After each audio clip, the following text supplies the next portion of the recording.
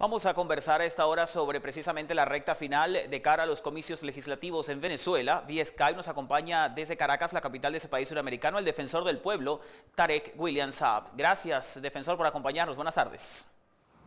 Buenas tardes para todo el público de este programa y mi saludo respetuoso desde Venezuela. Muchas gracias a usted y a su equipo por su tiempo. Tarek William Saab Alavi es venezolano, es abogado, es oriundo del estado oriental de Anzoátegui y actualmente ejerce como el defensor del pueblo desde el 22 de diciembre del año pasado. Anteriormente fue gobernador de su entidad natal, precisamente, y bueno, ha desempeñado una carrera pública bastante interesante. Defensor, vamos a hablar precisamente de estos comicios legislativos del próximo domingo. Ahí veíamos al presidente Nicolás Maduro decir que él no se va a entregar y que saldrá a las calles a defender la revolución. ¿Cómo se interpreta esto desde la perspectiva de la alternancia democrática, de los derechos humanos, del libre ejercicio del sufragio? ¿Cómo se llama un diálogo, pero se dice que se va a defender, digamos, la llamada revolución si se pierde? ¿Cómo se puede interpretar esto? Bueno, en primer lugar, el contexto de las declaraciones del jefe del Estado siempre tal y principal el acatamiento a la Constitución y la ley. En el caso que nos ocupa, fui, por cierto, redactor del título 3 de los derechos humanos en la Constitución actual, vigente a partir del año 99. Y el ciudadano presidente de la República, Nicolás Maduro, también fue constituyente. Por lo tanto, entendamos que lo fundamental, lo adjetivo, lo concreto es el respeto a los resultados electorales. La información oficial que maneja la Defensoría del Pueblo, que el ciudadano presidente de la República firmó un documento donde ante la presidenta del Poder Electoral, tomando en cuenta que en Venezuela hay 5 poderes, el Ejecutivo, el Legislativo, el Judicial, el Electoral y el Poder Ciudadano, que me ha correspondido a mí ser su presidente. En ese documento, Nicolás Maduro, como jefe del Estado, concluyó su rúbrica diciendo que acatará y respetará los resultados que el árbitro electoral finalmente establezca y divulgue. Yo creo que eso es la democracia y eso es lo que nosotros tenemos que velar. En el caso de la Defensoría del Pueblo, vigilamos que un derecho humano como el derecho al sufragio, derecho al voto, transcurra de manera pacífica. Quiero informar rápidamente que tenemos 614 funcionarios de la Defensoría del Pueblo con sus acreditaciones para estar en los centros electorales, los principales centros electorales, y ahí estaremos acompañando pues esta fiesta democrática. Ahora, defensor, precisamente usted como presidente del Poder Ciudadano, le reitero, si los ciudadanos en Venezuela, si la mayoría decide que la oposición tome, digamos, mayoría en el gobierno, en la Asamblea Legislativa, ¿cómo se interpretan las palabras del presidente? ¿Para qué va a salir el presidente a la calle a defender que sí ya precisamente los ciudadanos se expresaron en las urnas y se le da, hipotéticamente hablando, obviamente este caso, el triunfo a la oposición? Es decir, se firma un documento, un compromiso de respeto a los resultados, pero si gana mi adversario, ¿yo salgo a defenderme? No, mire, yo creo que lo válido aquí para la opinión de la Defensoría del Pueblo como Instituto Nacional de Derechos Humanos es el acatamiento de los resultados electorales, el respeto al árbitro, que es el poder electoral vigente en el país, el Consejo Nacional Electoral, que las elecciones, yo estoy convencido que será así, transcurra de manera pacífica, de manera libre, de manera democrática, como ha ocurrido en una información que te doy ahora, de forma unánime y permanente en Venezuela a partir del año 1999, en su elección número 20, este 6 de diciembre. Es decir, hemos tenido incluso más de una consulta electoral por año, más de una. Y en ese sentido afirmo con propiedad, porque en algún momento no solamente he sido elector, sino he sido elegido a cargos de elección popular. como constituyente nacional, como te explicaba, como parlamentario al antiguo Congreso Bicameral, como parlamentario a la Asamblea Unicameral, como gobernador 2 veces reelecto en mi estado natal. Con esa experiencia, lo visto en Venezuela, sin lugar a dudas, lo afirmo, hay un estricto respeto a la voluntad mayoritaria del pueblo cuando elige, cuando selecciona quién va a ser presidente, gobernador, alcalde, parlamentario. Lo que yo sí tengo que condenar es que quien pierda, por ejemplo, como ocurrió en el año 2013, si me permites, salga a las calles y diga que el pueblo drene su rabia, su furor, porque ese candidato, en este caso en el año 2013, abril del año 2013, perdió frente al actual presidente Nicolás Maduro, y ¿sabe lo que ocurrió? Hubo 14 muertos. Eso sí fue condenable. Señor defensor. Si me permite, estoy en el desarrollo de la respuesta. Adelante. En diciembre del 2013 hubo unas elecciones municipales. Un sector opositor aceptó el resultado, pero otro no lo aceptó.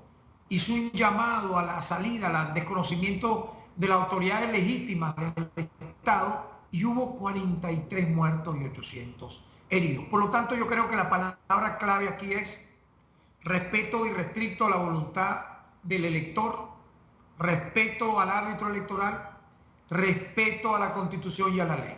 Esa va a ser nuestra posición de principio, no solo en esta elección, en cualquier otra que tenga que ver con nuestra gestión. Señor defensor, el mundo está siguiendo muy de cerca esto, los medios también. Evidentemente es un proceso complejo, importante para Venezuela y para el resto del continente americano, por lo que usted dice, por la ratificación de la democracia, del ejercicio del sufragio, más de 20 citas electorales que tiene el pueblo venezolano. Eso, bueno, da fe entonces de la libertad a la hora de expresarse.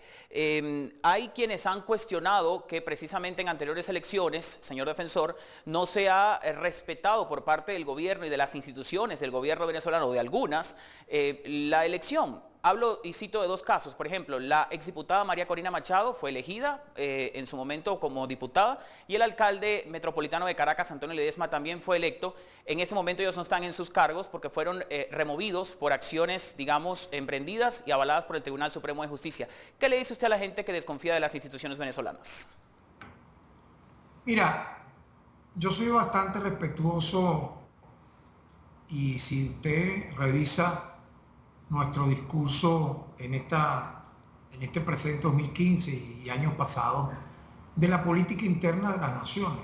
Por ejemplo, yo no opino ni opinaré, a menos que el debate sea bilateral y en el estricto respeto de un foro internacional, sobre los derechos humanos, lo que acontece en Costa Rica, o lo que pueda acontecer en Centroamérica, o lo que pueda acontecer en Colombia. En tanto, serán los pueblos de Guatemala, de Honduras, de Nicaragua, de Colombia, los que decidan su destino. Siento que en el caso venezolano hay una atípica y una extraordinaria campaña cartelizada por medios muy poderosos. Y lo digo con mucha propiedad porque me ha tocado durante estos últimos 20 años recorrer muchas capitales del mundo y ver cómo el acento con Venezuela tomó una dimensión sobrenatural a partir del año 99, con la llegada al poder del presidente Hugo Chávez. Entonces, fíjate, una elección parlamentaria, para renovar uno de los 5 poderes en Venezuela, que por cierto no es la presidencia, no es la máxima magistratura, no es la jefatura del Estado, sino un poder que es el poder legislativo, donde las elecciones, por cierto, no tienen un carácter nacional. No sé cómo será en tu país, en Costa Rica, pero en Venezuela son circuitales. De los 167 parlamentarios electos, 110 serán electos por los municipios. O sea, son elecciones muy locales, si me permite. Un circuito en Venezuela, por ejemplo, en mi estado natal, Anzoátegui, suponte, el de la capital del estado, que es el municipio Bolívar, lo acompaña otros 2 municipios. 3 municipios hacen un circuito que votan 2 parlamentarios. No son los 21 municipios del estado Anzoátegui, siquiera, mucho menos los 333 municipios del país. Es decir, esto no es una elección nacional presidencial, ni plebiscitaria, ni de referéndum, una elección circuital mayoritariamente, por lo tanto, démosle el acento que tiene. O sea, es una elección importantísima, obviamente, porque la renovación del Poder Legislativo, estoy convencido que ocurrirán las cosas como te las estoy vaticinando, de manera pacífica, con resultados que se conocerán el mismo día, con observancia de UNASUR, con incluso figuras muy emblemáticas como Zapatero de España, el senador Serpa de Colombia. Zapatero fue, como tú bien sabes, jefe de gobierno en España. Estarán acompañando incluso a los técnicos de UNASUR, que los encabeza el expresidente Leonel Fernández. Por lo tanto, tengo confianza que aquí ocurrirán las cosas como deben ocurrir, como han ocurrido en el pasado. Usted me menciona casos que están en manos del Poder Judicial, personas que han sido o están siendo sujetos a una investigación, como puede ocurrir en cualquier otro país. Por ejemplo, yo conozco que en Centroamérica hay incluso expresidentes que están siendo procesados. Nadie puede tener una inmunidad por ser político de no poder ser en algún momento investigado. Así que yo siento que estas son elecciones muy particulares, muy especiales. La gente se lo ha entendido, el vecino, la vecina. Defensor, tengo una última inquietud para usted y tiene que ver con la Comisión Interamericana de Derechos Humanos, en la cual el gobierno del presidente Nicolás Maduro y del anterior presidente Hugo Chávez no ha dado el permiso para que vayan a visitar el país porque lo consideran tendencioso a favor de intereses extranjeros. Y esto ha sido cuestionado por algunas organizaciones que dicen que Venezuela tiene temor de mostrar, digamos, ante la comisión algo que otros países no temen. ¿Qué opina usted, muy breve, por favor, al respecto? ¿Por qué Venezuela no permite el ingreso de la CIDH a su territorio? Si tú me permites, la CIDH no tiene la suprema verdad, no es la Biblia de los derechos humanos en América. Es simplemente una instancia de un organismo multilateral como la OEA, que por cierto, si tú me permites una opinión de carácter personal, se ha venido a menos con una vocería totalmente altisonante, jamás conocida en los últimos tiempos, donde su secretario general, en vez de parecer un articulador, lo interpreto así como persona que ha estado vinculado incluso a la diplomacia parlamentaria. Un secretario general de la OEA tiene que ser una persona que tiende la mano, que busca el respeto a las naciones vecinas, no interferir como si fuese más bien vocero del Departamento de Estado o subsecretario del Departamento de Estado para Asuntos de América Latina del gobierno estadounidense, sino más bien una persona con un gran sentido, en este caso americano, latinoamericano, de unidad regional. Por lo tanto, Venezuela es un país soberano. Venezuela a nivel de Estado, y eso no me compete a mí. Tú me haces una pregunta que no me compete directamente, le compete responderla al jefe del Estado. Pero Venezuela, dentro de su legislación, puede o no decidir quién visita o quién no visita nuestra nación. Por ejemplo, tú me has preguntado por esa comisión, pero yo te puedo decir que aquí han venido cualquier cantidad de expresidentes, han despotricado de los poderes públicos, han ofendido a la institucionalidad democrática venezolana, han entrado diciendo que aquí no hay democracia ni libertad de expresión, pero lo acompañan corresponsales extranjeros de todos los países, dan ruedas de prensa, ingresan a ciudades, hablan como si fuesen actores políticos venezolanos, siendo expresidentes colombianos, españoles, uruguayos, mexicanos. Hemos visto parlamentarios de la Unión Europea haciendo lo mismo. Hemos visto incluso delegaciones que llegan, ofenden y se retiran como si no hubiese ocurrido nada, pero evidentemente dejando el sabor amargo de la circunstancia inamistosa y respetuosa a Venezuela. En lo personal, defiendo la soberanía nacional de Venezuela, la constitución que redacté, y pido respeto, pido reciprocidad para nuestros homólogos, para nuestros países amigos y vecinos, porque creo que es lo mejor que puede ocurrir. El artículo 1 de la Constitución de Venezuela habla claramente de la autodeterminación de los pueblos, de la independencia que tiene que tener una nación. Yo creo que en ese camino debemos todos respetar. Defensor, muchas gracias por su tiempo a esta hora y por acompañarnos en este espacio. Muy buenas tardes. Muchísimas gracias y saludos a todos ustedes. Hasta luego. Despedimos desde Caracas, Venezuela, esta hora vía Skype al defensor del pueblo de ese país, Tarek William Saab. Cerramos así este segmento y vamos a una pausa, ya venimos con más.